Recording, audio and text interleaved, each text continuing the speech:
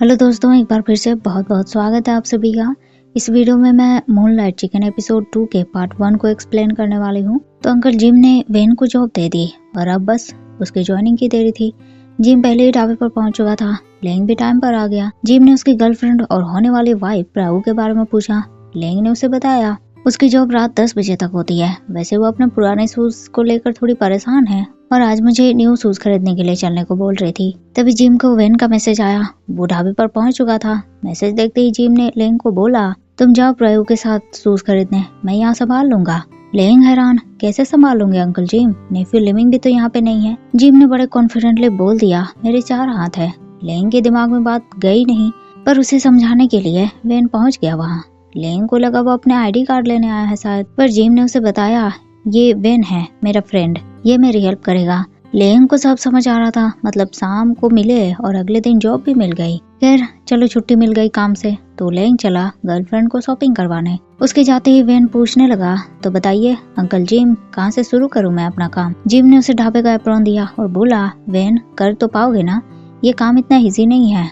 पर वेन का कहना था, एक बार अगर वो किसी चीज को पाने की चाह रखता है तो उसे पाने के लिए वो बहुत हार्ड वर्क करता है। लेंग ने अपनी गर्लफ्रेंड प्रायु को शॉपिंग करके सेफली घर जाने को बोला।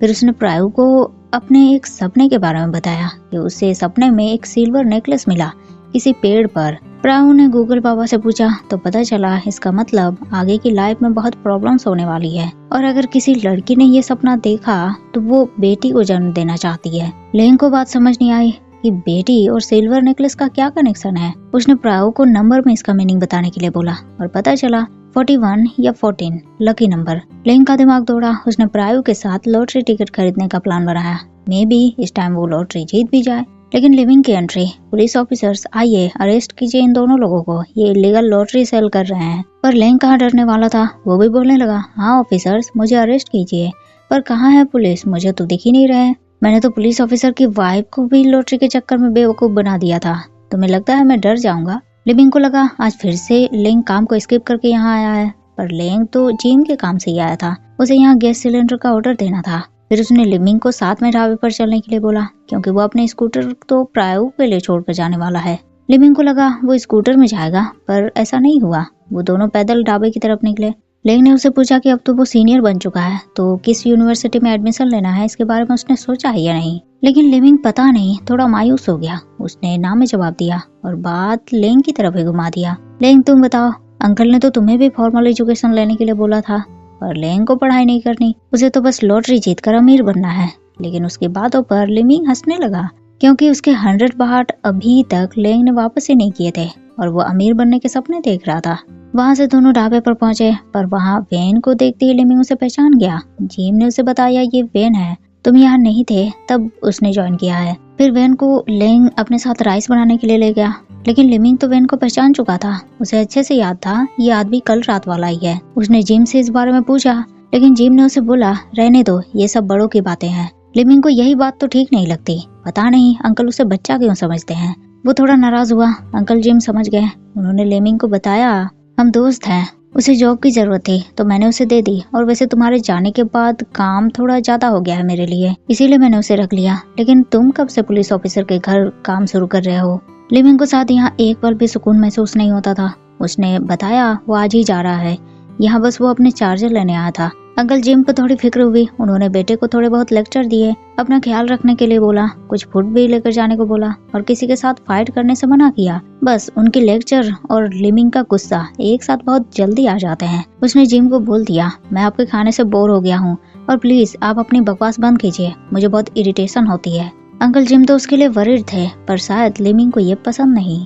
लिविंग सीधे ऑफिसर के घर पहुंचा। वहाँ हार्ट की मॉम ने उसे सारा काम समझा दिया।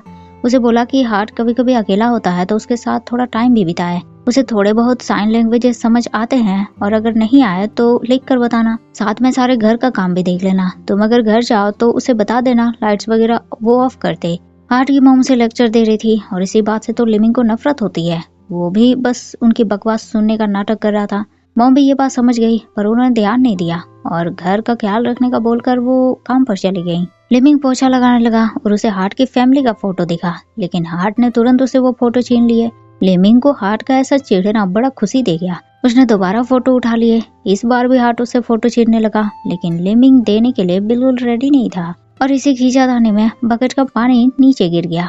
लिमिंग का काम और बढ़ गया, लेकिन उसने देखा हार्ट बड़े आराम से बैठा था। वो तुरंत दूसरा पोछा लेकर आया और हार्ट को थमा दिया। उसे इशारों में समझाया, हम दोनों मिलकर इसे साफ करेंगे, पर हार्ट नहीं समझ पाया। लिमिंग उसे डिफरेंट तरीके से समझाने लगा कि ये कचरा जो है हम दोनों ने मिलकर फैलाया है, तो साफ भी हम दोनों मिलकर करेंगे। हार्ट बिल्कुल भी पोछा लगाने के लिए रेडी नहीं था, पर लिमिंग उसे इतनी आसानी से नहीं छोड़ने वाला था और बेचारे हार्ट को भी आज पोछा लगाना पड़ा। इधर ढाबे को बंद करने का टाइम हो गया।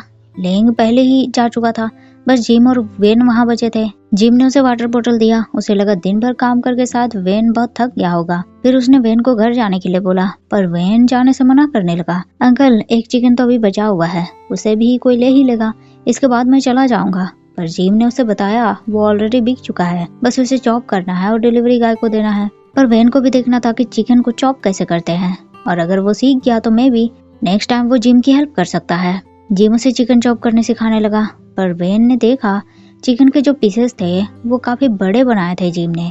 उसने जिम को बोला कि और सेलर की तरह वो भी चिकन के पीस को छोटा क्यों नहीं करता, पर जिम का कहना था अगर मैंने ऐसा किया तो फिर मिडनाइट में लोगों को वो डिनर कैसे दे पाऊंगा जो डिनर वो लोग खाना चाहते हैं, और वैसे भी मैं इतना चिकन घर ले जाकर क्या करूंगा, इसीलिए कस्टमर्स को देना ही सही है। वेन को उसकी बातें अच्छी लगी। अगर जिम चाहता तो और सेलर्स की तरह अच्छा कमाई कर सकता था, पर उसने ऐसा नहीं किया। वेन उसकी बातों से कुछ ज्यादा इम्प्रेस हो गया। वो उसे देखने लगा। सारे काम कंप्लीट होने के बाद ढाबे को उन्होंने क्लोज कर दिया, पर वेन को वहाँ थोड़ा और एक्स्ट्रा टाइम बिताना था। जिम समझ गया, मतलब वेन साथ बैठकर बियर पीना चाहता है। उसने मना कर दिया, आज मुझे अकेले ही पीना है, और वैसे भी इतनी तो तुम्हारी सैलरी भी नहीं है, इसी तरह बियर पे उड़ाओगे तो कुछ भी नहीं बचेगा। लेकिन उसे क्या मालूम, वेन यहाँ सिर्फ पैसों के लिए थोड़ी आता है। जिम ने उसे बोला कि वो अपनी कार में उसे स्ट्रीट तक छोड़ देगा क्या, पर वेन ने मना किया, क्योंकि हो सकता है एक बार अगर वो उसके कार में बैठा तो शायद वो अपने घर कभी नहीं पहुँच पाएगा। उसने कैब बुला लिया था, उसकी राइड भी आ गई थी, और जिम ने उसे एक कैन बियर दिया। साथ में आज की हेल्प के लिए उसे थैंक्स भी बोला। अगले दिन ब्रायू और लेंग ग्यापा की शॉप पर पहुंचे। लेंग की नजर तो ग्यापा के गोल्ड नेकलेस पर थी, जो उसके थंब से भी ज्यादा चौड़ा था, पर बेचारे का तो बस ये एक सपना ही है। लेकिन उसके गोल्ड नेकलेस पर कमेंट का रिप्लाई ग्यापा ने भी उसे दिया। लेंग की पोल ही खोल दी। एक लड़की का जिक्र किया जिसके मैसेजेस का रिप्लाई लेंग नहीं दे रहा था। अब ब्रायू के सामने बेचारा बुरा फंसा। उसने बहाना बनाया कि ये ग्यापा झूठ बोल रहा है, पर लेंग की हरकतों से तो प्रायो को भी ग्यापा की बातों पर भरोसा हो रहा था। लेंग ने फिर ग्यापा को सामान के लिस्ट दे दिए, पर ग्यापा को राइटिंग थोड़ा न्यू लगा। उसने लेंग से इसके बारे में पूछा तो लेंग ने उसे वेन के बारे में बताया। अंकल जिम का फ्रेंड है, पिछली रात ढाबे पर ही सो गया था और नेक्स्ट डे यहाँ जॉब करने लगा, पर वो उस जगह पर काम करने के लिए बिल्कुल भी फिट नहीं है। वो रिच लगता है और उसके काम को देखकर लगता है कि इस तरह का काम उसने कभी नहीं किया है। वैसे देखने में वो काफी गुड लुकिंग भी है, तुम भी उसे देखकर यही बोलोगे, लेकिन हाँ, उसे भी तुम लाइक करना स्टार्ट मत कर देना। ग्यापा उसे डांटने लगा, तुमने मुझे क्या समझ कर रखा हुआ है, मैं ऐसे ही किसी को लाइक करता हूँ। पर वेन के बारे में सुनकर उसे देखने का मन किया, लेकिन गुड लुकिंग होने की वजह से नहीं, बल्कि इस वजह से कि अंकल जिम का दोस्त है, वो कहीं अंकल जिम को उससे दूर न कर दे। यही सोच विचार के बाद ग्यापा डिजर्ट लेकर पहुंच गया ढाबे पर, लेकिन वहाँ तो वेन दिख गया। वेन ने उसे बोला शॉप अभी ओपन नहीं हुआ है सर। ग्यापा अंकल जिम के बारे में पूछने लगा। वेन ने उसे आवाज दी। जिम बाहर आया। ग्यापा ने उसे बताया मॉम ने बहुत सारे डिजर्ट बनाए थे तो तुम्हारे लिए भी भिजवा दिए। वैसे मैं लेंग के हाथों भेज देता, पर मुझे लगा वो भूल जाएगा। जिम ने उसे थैंक्स बोला। दोनों वहीं डिजर्ट खाने बैठे, पर वेन को साथ थोड़ा बहुत जेलस टाइप से फील हो रहा था। उसने जिम से पूछा कि वो कपड़े कहाँ रख दे।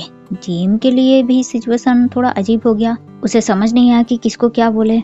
उसने दोनों को इंट्रो करवा दिया। ग्यापा को बताया कि लिमिंग के बाद वेन उसकी हेल्प कर रहा है।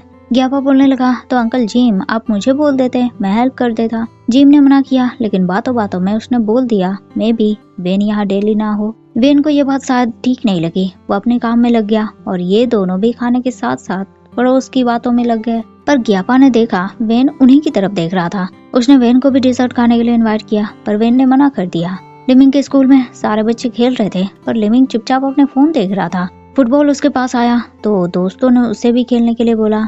लिमिंग ने मना किया, पर दोस्तों के आगे किसकी चलती है। उन्होंने लिमिंग को बोला ठीक है तुम्हें काम पर जाना है, तुम पसीने से नहीं भीगना चाहते तो शर्ट खोल कर खेलो। दोस्तों के साथ खेलने के बाद लिमिंग फ्रेश होने आया अंकल जिम के ढाबे का वीडियो उसके दोस्तों ने भी देखी। वो लिमिंग से कहने लगे कि तुम्हारी माँ के छोटे भाई को तुम ऐसे क्यों एड्रेस करते हो जैसे कि वो तुम्हारी मॉम से बड़े हैं। लिमिंग ने उन्हें बताया जो सब लोग उन्हें बोलते हैं मैं भी वैसे ही उनको बोलता हूँ। दोस्तों ने प्लान किया कि चलो एक बार लिमिंग के ढाबे पर खाने के लिए चला जाए। लिमिंग ने भी उन्हें इन्विटेशन दे दी। फिर दोस्तों में यूनिवर्सिटी की बातें छिड़ गई कि स्कूल के बाद कौन से यूनिवर्सिटी में जाने हैं। एक दोस्त ने तो स्टूडेंट लोन लेने की बात की, दूसरे ने उसे मना किया। पर लिमिंग का कोई प्लान नहीं था, या फिर प्लान था भी तो शायद उसे पाना इम्पॉसिबल है, इसीलिए वो इसका जिक्र भी नहीं करना चाहता। दोस्तों की गर्लफ्रेंड भी है जिसके साथ वो चिल करते हैं। कुछ लड़कियां लिमिंग के कॉन्टेक्ट्स को भी दोस्तों से मांग रहे थे। दोस्तों ने लिमिंग को उन हॉट लड़कियों के फोटोज भी दिखाए, पर लिमिंग का इन सब में कोई इंटरेस्ट नहीं था। उसे कुछ ऐसा करना था जिसकी पॉसिबिलिटी शायद कम ही है। उसे को लेकर वो स्ट्रेस में था। ऊपर से असाइनमेंट में भी उसके काफी कम मार्क्स आए थे, तो और स्ट्रेस होना तो जाहिर सी बात है। वो ढाबे पर वापस आया। उसने लेंग को आवाज दी। उसे लेंग की मोटर बाइक चाहिए थी। जिम ने उसे बताया वो नहीं है, मार्केट गया हुआ है। फिर उसने लिमिंग को एक ट्यूशन के बारे में बताया जहाँ फ्री कोचिंग होती है। तो एक एप्लीकेशन फॉर्म उन्होंने लिमिंग के लिए भी मांग लिए, लेकिन लिमिंग उनकी बातों पर बिल्कुल ध्यान ही नहीं दे रहा था। अंकल जिम भी ये बात समझ गए। उसे रिस्पॉन्स देने के लिए कहा, पर लिमिंग तो उस पर चिल्लाने लगा, प्लीज आप अपनी बकवास बंद करेंगे। आपने एक बार भी पूछा कि मैं ये करना चाहता हूँ या नहीं, बस अपनी बात रख दी। और नाराज लिमिंग तुरंत वहाँ से हार के घर के लिए निकल गया। जिम तो बस उसके लिए वरीड था, उसके अच्छे के बारे में सोच रहा था, पर शायद लिमिंग की नजर में वो गलत था। वेन ने भी ये सब देख लिया, पर ऐसे बिना बात के इंटरफियर करना सही नहीं है। उसे लिमिंग के कुछ सामानों के पास वर्क एंड ट्रेवल का बैनर मिला और उसे थोड़ा बहुत मामला समझ आ रहा था, पर जिम से उसने इस बात का जिक्र नहीं किया। लिमिंग हार्ट के घर पहुंचा। हार्ट टीवी देख रहा था। लिमिंग वहाँ पोछा लगाने लगा। हार्ट ने उसे एक नोट्स लिख कर दिया, तुम्हें पोछा लगाने की जरूरत नहीं है, मेड कर लेगी। लिमिंग ने वैसे ही रिप्लाई किया, और तुम अपनी मॉम से मेरी शिकायत कर दोगे कि मैं काम नहीं करता।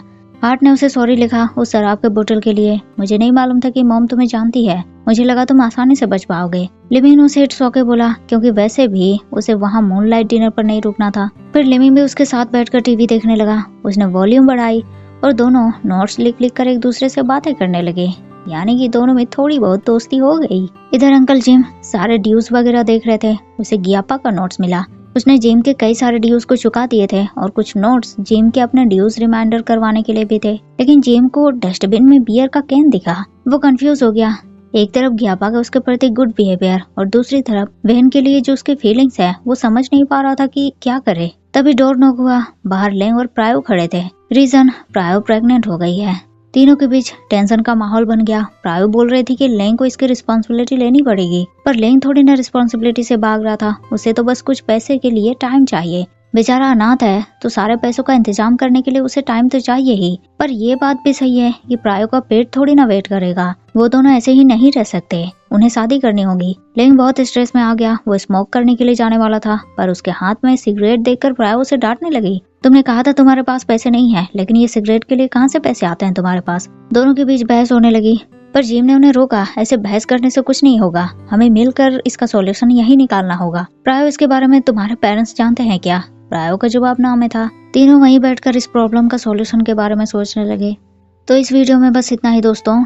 इस एपिसोड को मैं 2 पार्ट्स में एक्सप्लेन कर रही हूँ। एपिसोड 1 को कंप्लीट मैंने एक ही वीडियो में एक्सप्लेन कर दिया था, लेकिन एपिसोड 2 को 2 पार्ट्स में बांटने का रीजन ये है कि ये जो सीरीज है इसके एपिसोड 1 और 2 को लगातार रिलीज किया गया वेडनेसडे और थर्सडे को।